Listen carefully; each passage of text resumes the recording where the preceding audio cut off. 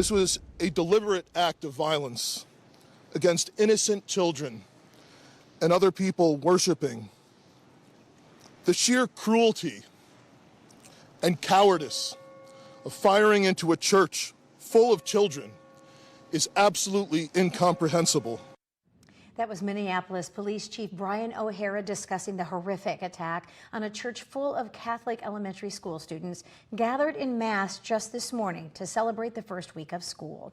Good evening and thank you for joining us tonight. I'm Robin Wolfram. And I'm Maisie Olson, and that is where we begin tonight. We know that 2 children, an 8-year-old and a 10-year-old, are dead and 17 other people are hurt after a suspect opened fire inside that Catholic school church in South Minneapolis. And we do have team coverage for you tonight from here in Rochester and the Twin Cities for us. And we begin with Chandler Jackson. And Chandler, can you break down for us what we know as of tonight?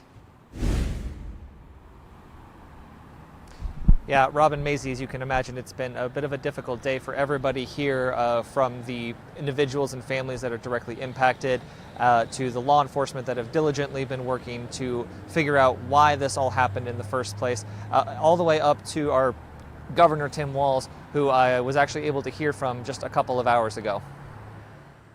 Hours after the shooting stopped, city and state officials gathered outside Annunciation Catholic Church and School, offering their condolences to the victims. And we often come to these and say, these unspeakable tragedies, or there's no words for this.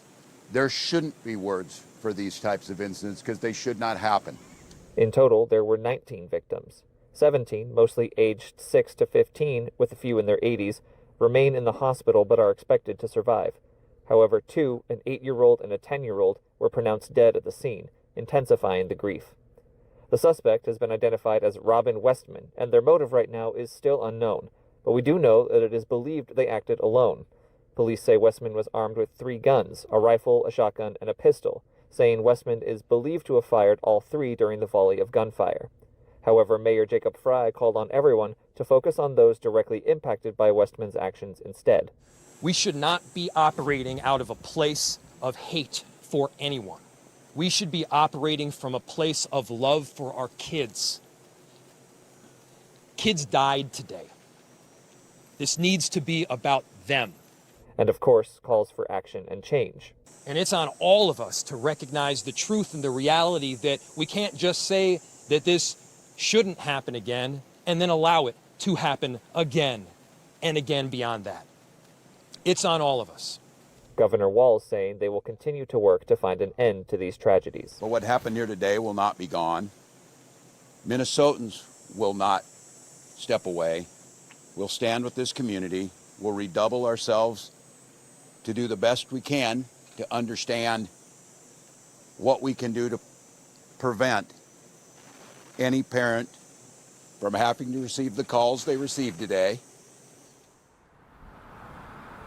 Now, this investigation is, of course, still ongoing, but there are some other things we've been able to learn so far, including that Westman's mother used to work at Annunciation Church for several years before she retired in 2021. And additionally, the police have not been able to officially state a motive. However, but a manifesto has been found and is currently being investigated by the FBI. We'll have more information on that as we continue. Live in Minneapolis, Chandler Jackson, ABC 6 News.